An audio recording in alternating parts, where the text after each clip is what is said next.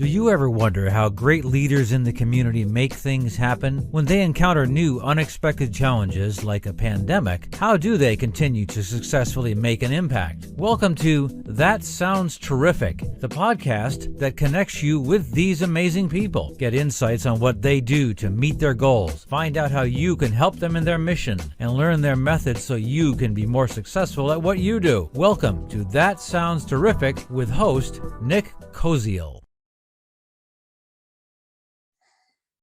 Hello, everyone. Welcome to another episode of That Sounds Terrific. I'm your host, Nick Koziel, and joining me today is Justin Pelletier. He's professor and director of the Cyber Range and Training Center at RIT, amongst a host of other things, including being a civil servant for the U.S. Department of Defense, and a bunch of other things we'll get into hopefully today. So thanks for being on the show, Justin.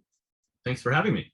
Of course. And, we go back to my RIT days, and I loved connecting with you and learning about so many different things that were going on in your realm, right? The great thing about working in higher ed is that you're always being educated along the way, no matter what you're doing. So, but why don't you tell us a little bit about yourself and how you kind of got into the position that you're in at RIT? Sure. So I've been at RIT since 2018. I joined RIT following a career in civil service as my primary role, working down in the Beltway for the intelligence community. And I'm still an Army reservist, so I have one foot in that world, kind of. But my earliest sort of path toward the current sort of role really started with my undergrad education in computer science and my hobby, computer programming. When I commissioned as an officer in the military, my first commanding officer made it very clear that I was going to put my computing skills to work in a signals intelligence platoon. So I was the platoon leader for that element, and that's really what started the whole cybersecurity career. And then moving through civil service, focusing more on the same, more on cybersecurity, threat analysis, and intelligence production. But then life happens when we have these plans. So I expected to have a career in the Beltway, raise the family down there. And my mother got sick. She had Lou Gehrig's disease and needed care. And so I actually had to resign my position with the federal government as a civilian and care for her until she passed away. I still maintained my uniform service as a guardsman, as a reserve component soldier. And so sort of fell into that, finished the PhD, and then decided maybe it would be better not to move back to the Beltway and raise the family here in Rochester, where my wife is from, and we had some extended family support. And life changes your priorities as you realize what's really important, and have that certainly an experience with my mother was one of those moments. So we decided to stay here, and I'm very blessed to have a great fit at RIT, where I've been really empowered to help bring my lessons learned from the intelligence community on sort of what I think of as the pillars of our civilization and what needs protection in cyberspace, and promulgate that as a priority set for the Institute, and really through the work that I get to do with students and faculty here in RIT. Yeah, well, I'm sorry to hear about your mom for one thing, and thank you for your service, of course. It's very important that we support our troops and the people that keep us safe. So I appreciate everything you do. Having firsthand experience watching you interact with students at RIT, I always admire people that are able to kind of bring the real world in and balance out the theoretical parts too, which I think you need to do in cybersecurity quite frequently, and you do it so well. Just it was great to watch you kind of in action, and I appreciate you letting me come into the classroom on several occasions to see that happen. So can you talk a little bit about what students are learning in the training in the Cyber Range and Training Center, and kind of take a layman's approach to what cybersecurity really is? Sure. So maybe I should start with there's really sort of three pillars that we emphasize in the ESL Global Cybersecurity Institute. There's workforce development and training, which we run through the Cyber Range. There's the academic and research mission, which is really aligned with the core mission of the university itself through the traditional academic department and our research arm within the Global Cybersecurity Institute. And then there's outreach that helps us secure our nation and our community through a professional services testing lab that we have within the institute. And so the training mission that we do through the cyber range is really geared towards workforce development in a way that helps make cyber pathways, cyber careers accessible to folks who maybe wouldn't consider a career in cybersecurity to begin with. You know, we have a tremendous resource in our traditional academic model within RIT. We have a 500 student undergraduate department in computing security, which is really computational approaches towards security. And we have a lot of security oriented students from different departments like computer science, software engineering, and so on. We have 150 master's students roughly, and nearly 50 PhD students studying computational approaches to security. So our academic and research mission is really a strength that we've sought to build upon with this idea of individual, self-directed, zero credit workforce development and training that we've started to launch with the creation of this Global Cybersecurity Institute, now named the ESL Global Cybersecurity Institute. And so the range is the primary vehicle for delivering that training. And so I mentioned this, you know, sort of that we have this on-ramp, this alternative pathway into a cyber career. That really wasn't part of our original design. I mentioned this with, you know, kind of the brief anecdote personally with my motivation to switching into academia. It's almost as if, I believe it is as if, you know, the plans that we lay are there to guide us in the right direction, but they're not the plans that come to fruition because there's something better than we could have imagined. When we start making these plans, there's something better in store for us. And I think that's really been the case for us with our training mission. So when we designed the cyber range, it was really for immersive in-person experiences with the really state-of-the-art, compelling center inside the new building that creates the elements of drama and tension and delivers them in a holistic manner with compelling audio visuals, sound and programmed lights, and just this interactive display that makes you feel like you're part of a ride, but that it's a living interactive environment. And of course, with all the technical depth that we have at you know, premier engineering school.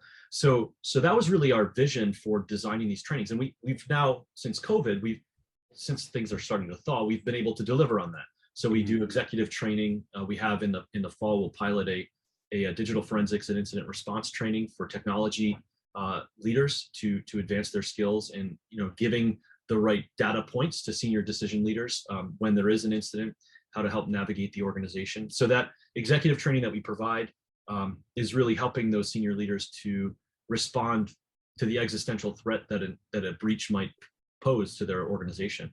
And they can be career defining moments, breaches. And so we want to create a positive outcome because they're almost inevitable. You know, cyber attack is pretty commonplace now. And so we have some evidence from research that the public will tend to trust more a competent, transparent, and poised response than a bungled one. Makes sense. But especially with the ubiquity of a cyber attack, it's like, oh, you too. Okay, well, what did you do? How did you respond? Did you do well or did you not? And so that's really what that in-person training is designed. All that's to say, you know, we had this plan from the beginning, and of course things changed with COVID.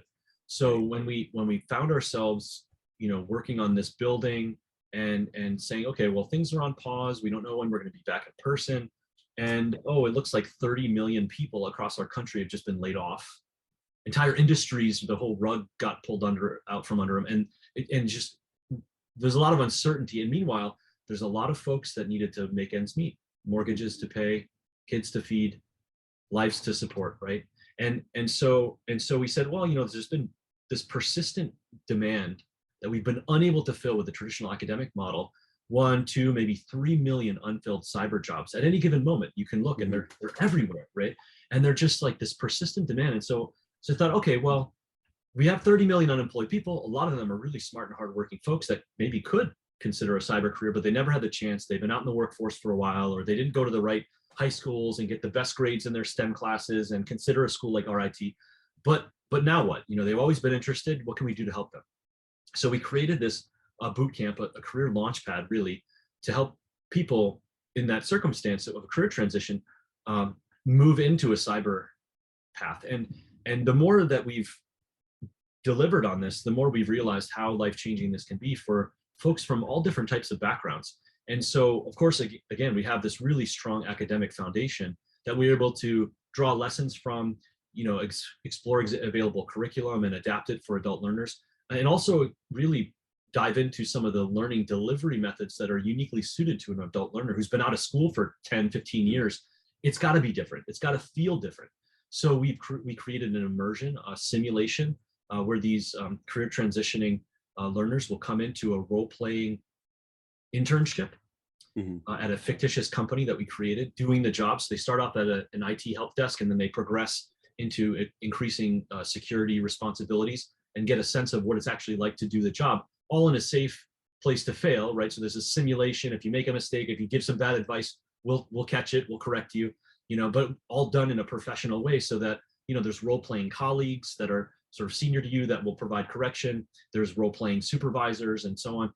And the instructional team really does a great job at forging that immersion so that you can still learn by doing, which is very common theme for adult learners. And a lot of it is self-directed, so they can have a foundation that they continue to build upon as they progress in their career. So I just gushed a whole lot, Nick, and no, that's all good information. I love talking about this stuff. So you gotta, interrupt me if I'm no, this is good. One thing it kind of it chimed in, I wanted to chime in on, and I'll just kind of take you back a little bit, was during COVID, I was one of those job searchers, right?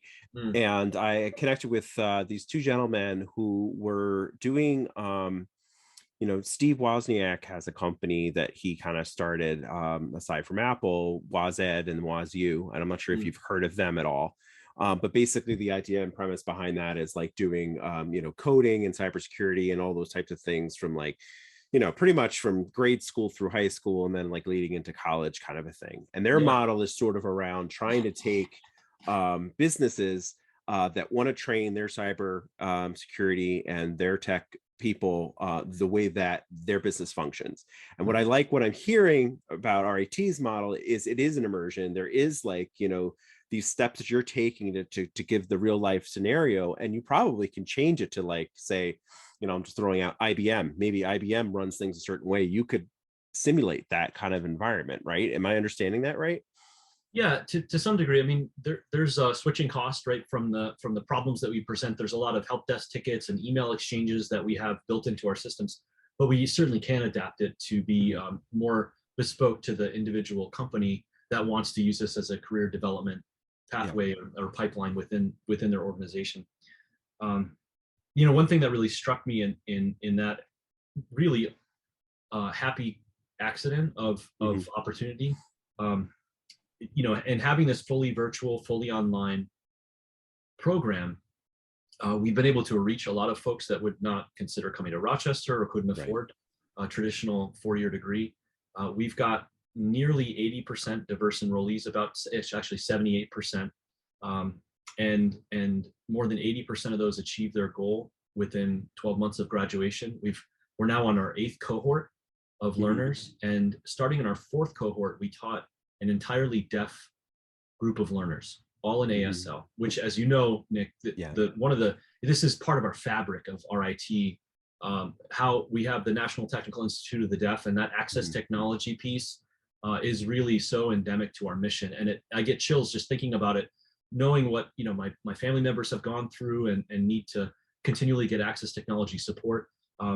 It just makes a whole bunch of difference for the individual person, and it really speaks, I think, to our commitment to recognizing the dignity of the human person, that we take that emphasis. So I'm really proud that we were able to do that, and now we have fully blended cohorts, deaf and hearing, and that has actually evolved even further. And just actually on Monday we'll be offering an apprenticeship program for our bootcamp grads, and that really is a kind of an interesting story. If you don't mind, I'll share. Yeah, please share. Totally.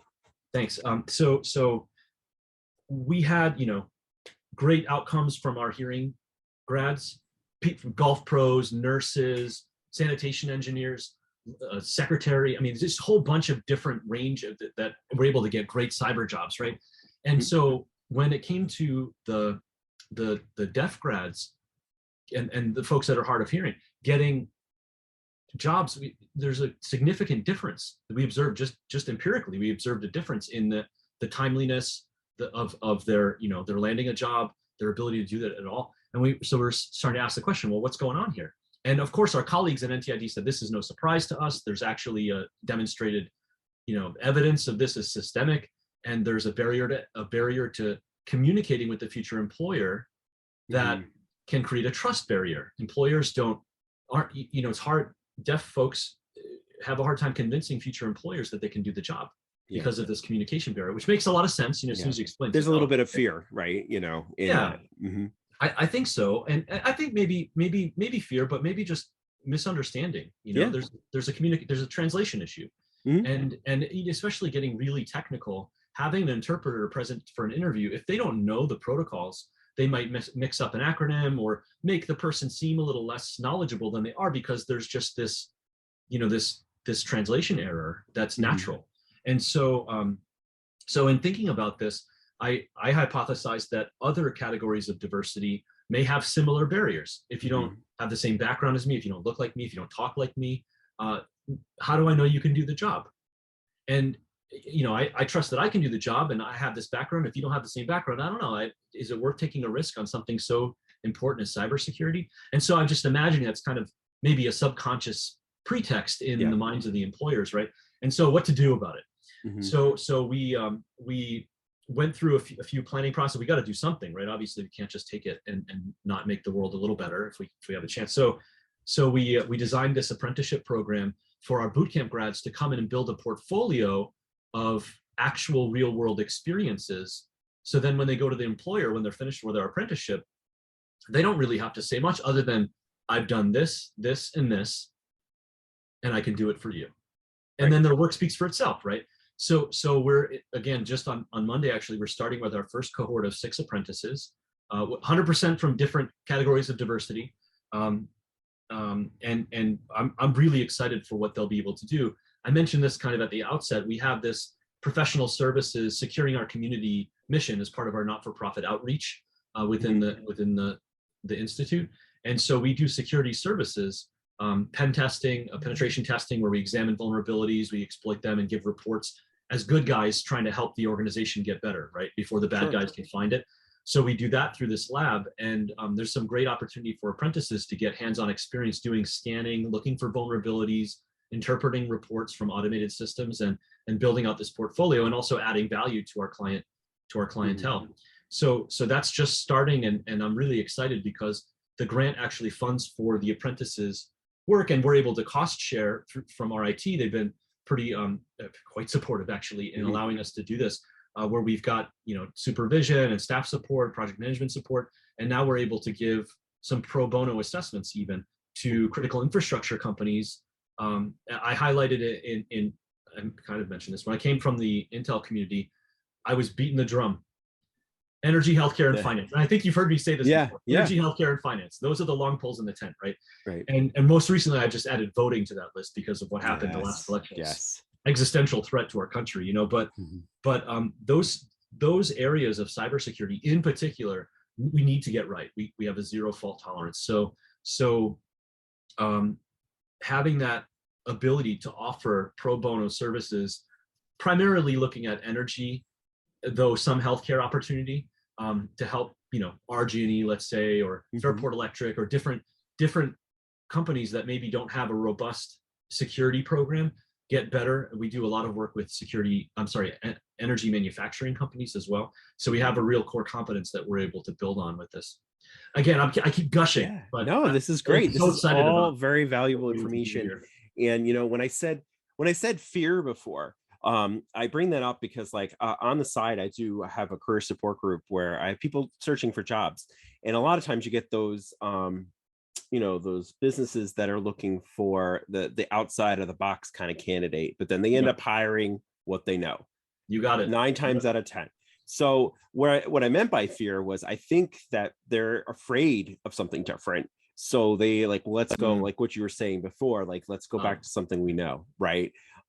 So trying to give someone that's hard of hearing or deaf a chance, even though they might even be more brilliant than any other candidate, it can be tough.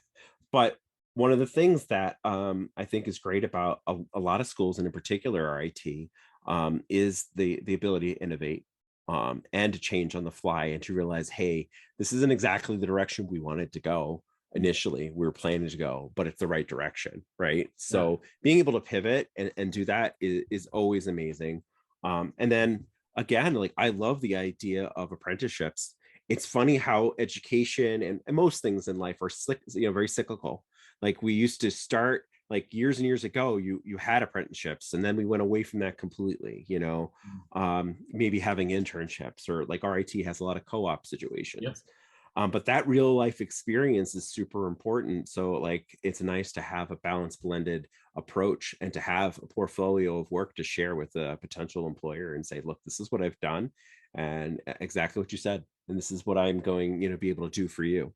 Yeah. So I think that, you and the center do a lot of great things for, and now for even more people than just, your normal tech, savvy student. Yeah, absolutely. It's been just so amazing and rewarding personally to see and hear about these sort of life-changing opportunities that weren't really available in other ways. And there's a lot of great other programs out there that will help people, transition into cybersecurity and get that first paid position. But the way we do it, I'd like to think is really good for somebody who's contemplating a career change, doesn't have a lot of time to mess around, Right. and really wants to get as many skills as they can established and to build upon. That appeal to a broader population, we did this deliberately, and if we build it in a way that it's accessible to the deaf population, and there's a lot of comorbidity with deafness and color blindness, or even blindness outright. Yeah. So looking at visual impairment, and how do we design our learning resources so that it would be optimal for folks with different abilities, people on the autism or Asperger's spectrum, right? That with the neurodiversity component. And the more I thought about that, and the more I looked at the way we're going after cybersecurity problem solving, it really occurs to me that hackers are, by definition, out of the box thinkers. Yeah. By definition, right? Yeah. And we know from decades of research that teams with high cognitive diversity outperform other teams in complex and creative tasks. Yeah. And so cybersecurity to me is like, we need more folks who think differently to enter the field to actually address these inherently creative attackers and outsmart them. So it's not, we know it's the right thing to do, right? But it's also, in this case, really a smart thing to do. Yeah. So I'm really excited about the ability to help folks that wouldn't normally consider a path towards cyber. There's still a recruitment bias, and everybody wants to see, not everybody, but a lot of companies want to see, you've got the 4-year degree plus the master's degree and 5 years of experience, and then you're ready for an entry-level cyber job. It's like, Right. okay, well, there's a misconception there, right? And talking to employers as we design this program, and even the people who have hired our bootcamp grads, it's like, we just need people who can do the job. I don't care if they even have a high school diploma. I just want somebody who can do the job. And there's a lot of great examples of folks who are really well regarded in the community, self-taught, expert level, national leader level computer security professionals that don't have advanced degrees and have a GED or something, and just taught themselves how to get it done. It's funny, like, in my head when you were just saying that, I'm like, what a really unique approach would be to a job interview is to actually, while you're interviewing, break into their system. Well, that's illegal. Yes. Well, you didn't get the job and you're going to jail, but I was just thinking, like, oh, I'm not good enough. Well, I'm actually in your system right now. Yeah, actually, that's been so there's been some not widely talked about precedent of that sort of thing happening early, like in the 80s and 90s. Yeah. Though, that's a way to get a job offer / to get noticed. Or you're going to come. So this is especially if you do this to the government, right? Right. Well, you're going to go to jail for the rest of your life, or you're going to come work for us. Right. Or maybe both. So you got to be careful. Kind of that catch me if I can kind of mentality, right? Right. Yeah. So there's definitely some risks there, but we've seen what really was the Wild West mature in a lot of ways over the past couple of decades on what's allowed and what, and not just from a regulatory standpoint, but also from an ethical standpoint. We we present this to our learners in the traditional academia and also in the sort of non-traditional workforce training programs. There's a lot of ethical dilemmas that somebody who's empowered to conduct this type of intrusive behavior on a computer, there's a quandary there.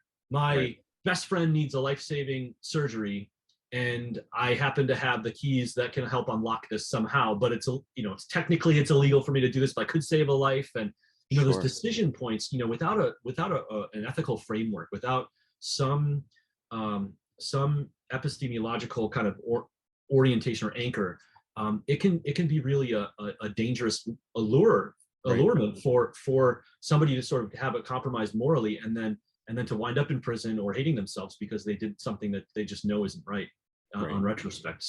So we try to introduce those things. And now I'm getting off on a tangent here. No, I mean, you bring up a good point, and something that I've heard arguments about in the past, where in order to teach students how to defend, you have to be able to learn how people attack, right? So, and I know that you guys have some contests, right, that you do where you have teams, and actually it's now kind of like almost like an esport, right? Well, I think we have some elements of production or competition quality, at least. Yeah. So actually, the technical director for the cyber range, Chad Whedon, he's actually the director of esports for the university. And so he's deeply enmeshed in the esport community, and he runs the different teams. And actually, we have a bunch of national championship teams within RIT. He's actually the winningest university program at all ever in history for esports.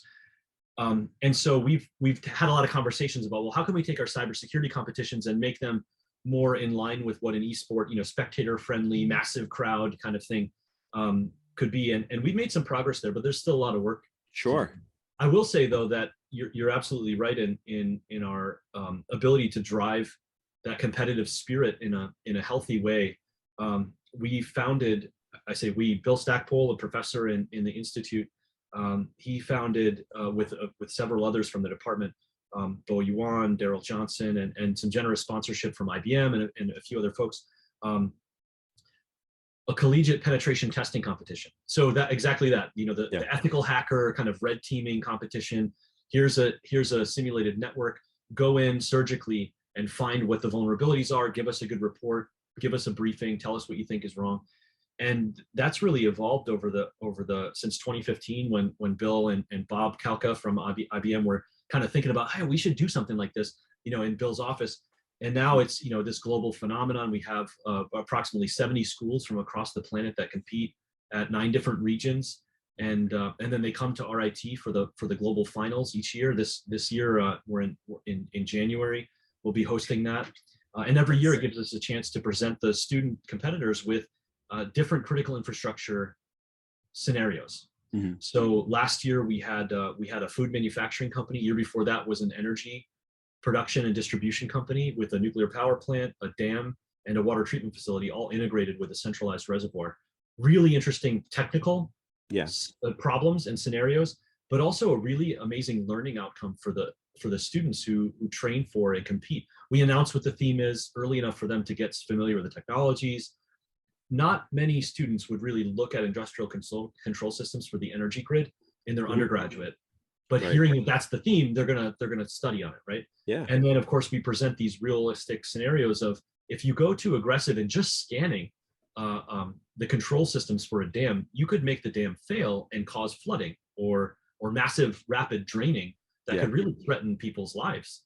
And so they get to learn that in a safe way and really say, okay, well, if I ever come across this again, I know not to do unmap CAC-A, aggressive scan, And so these learning outcomes are just fantastic. And of course, it gives us a lot of really interesting data that we can use for research purposes to understand, what are attackers thinking about? What might they do? How do we evaluate skill? And it gives also a non-technical component for the students who maybe would be, really just potentially prone to say, hey, I put it in the report. Did you read my report? Then as at the finals, we give them a role-playing board of directors for this fictitious company we create. And it's all senior executives from industry and senior researchers from academia who are used to working with boards of directors and understand how executives need to digest and interpret.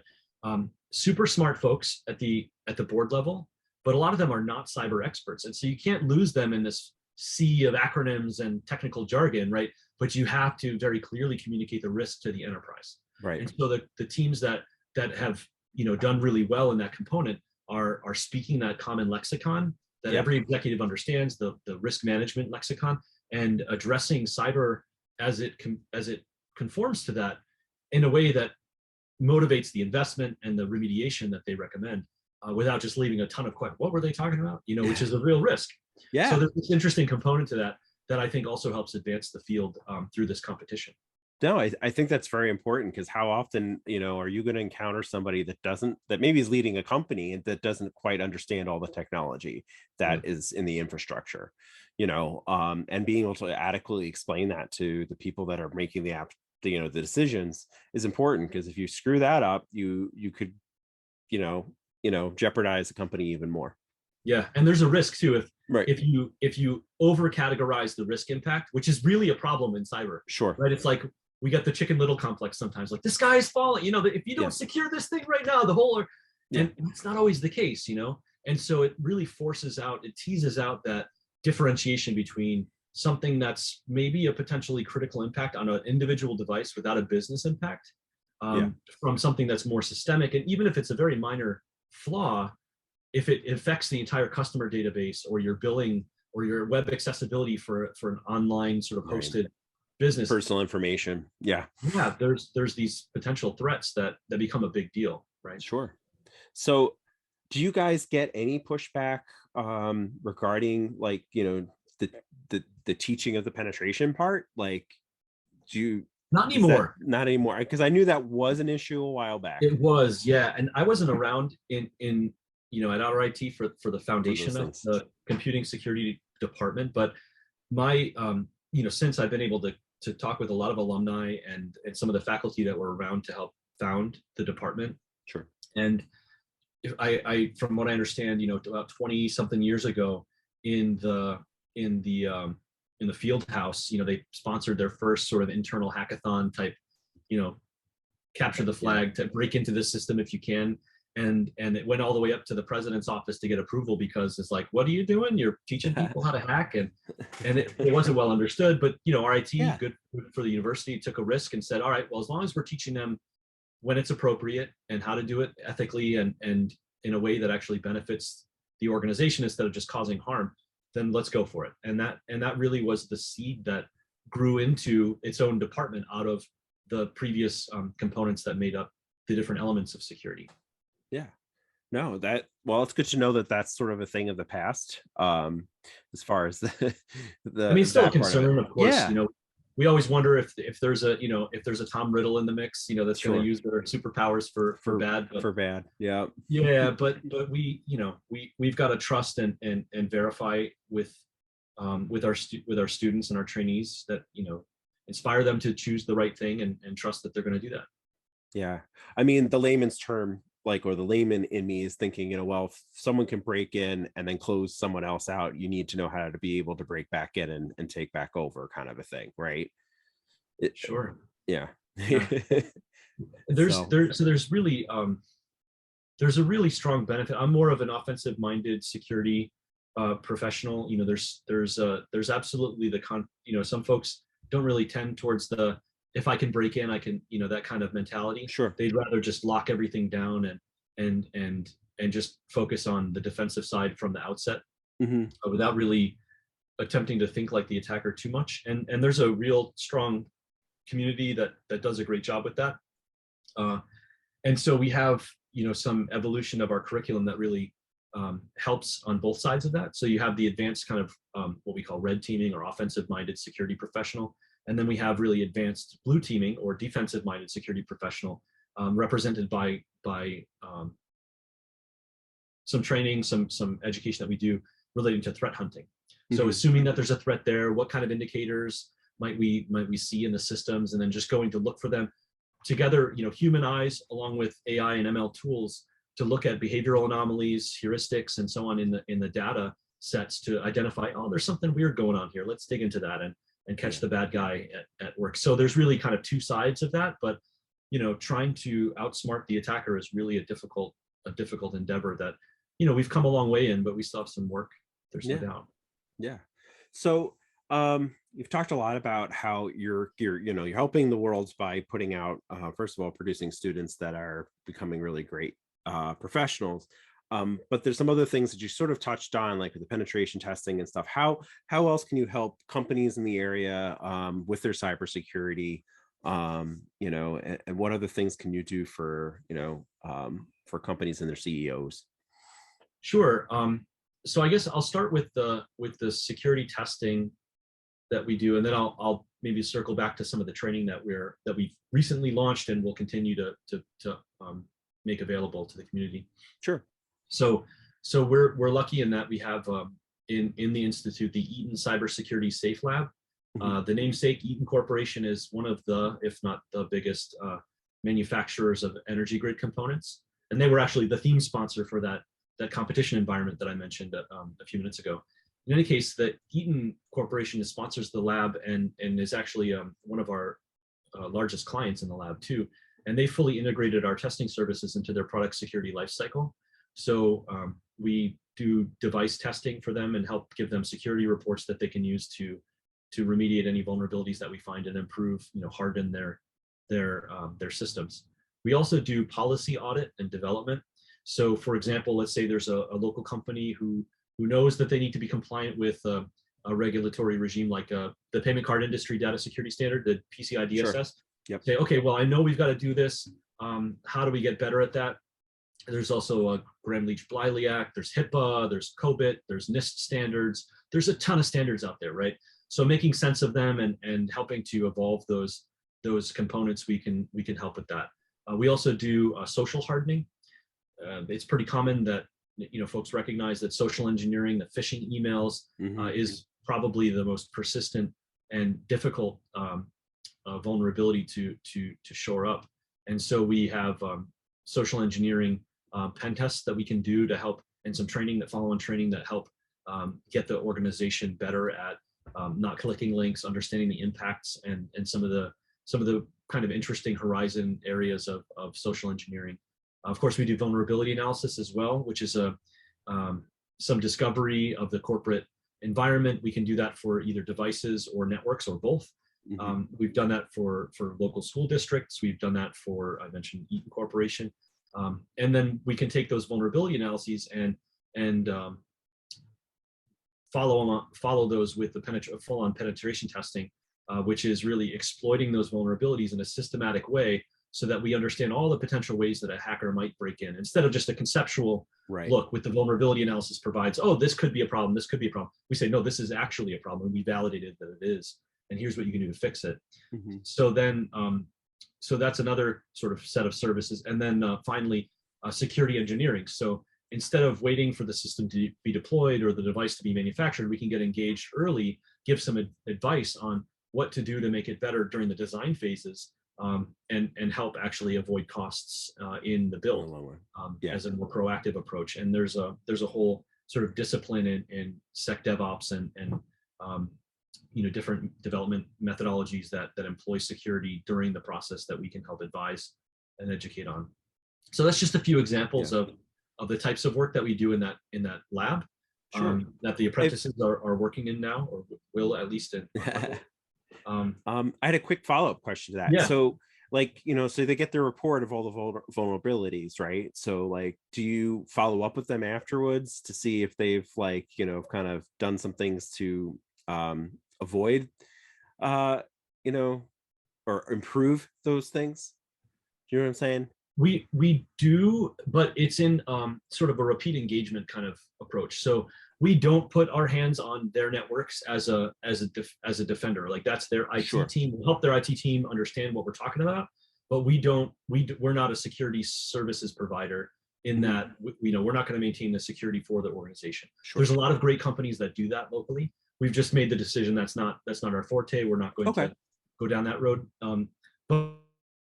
But what we do, we'll have either a biannual, a quarterly, or even a annual engagement where we actually do another test. Okay. So we can say, hey, we gave you this report. We told you all these things were busted. We gave you what we thought of a prioritized list of things to fix. We gave you some referrals of great companies that can help you get them fixed if you don't know how to do it in-house. We will even advise you, what do we mean when we say kind of thing. Right. And then we go hands off for a little while. Well, let's come back 6 months later or a year later and do another test and see, hey, you fixed most of these things, but these 3 new things are busted because you brought into some new system. I say busted, whatever. Yeah, Could I know better, what you mean. right? Yeah. And so the point is, I should also emphasize, when we do these tests, right, a great day for us is a really bad day for the company. Yeah. And so we get all motivated with glee to say, oh, we found our way in, right? And so we got to moderate that. Sure. Because we're not there to play a gotcha game on the company and make them look bad. We're really not. We're there to say, okay, where are you and how do you get to the next step in your security posture? And so we really have a collaborative approach where we're not making the technology folks look bad. I mean, it's just really not in our best interest to do that. Yes, yeah. We want to make them look good by saying, hey, the worst thing you can do is stick your head in the sand and pretend like there's no problems. The best thing you can do is acknowledge that there's always going to be some kind of vulnerabilities. What's the next best step for us to take to get better? And so that's what we're here to advise on. Let's look at what you've got and give you some advice on the next best steps you can take.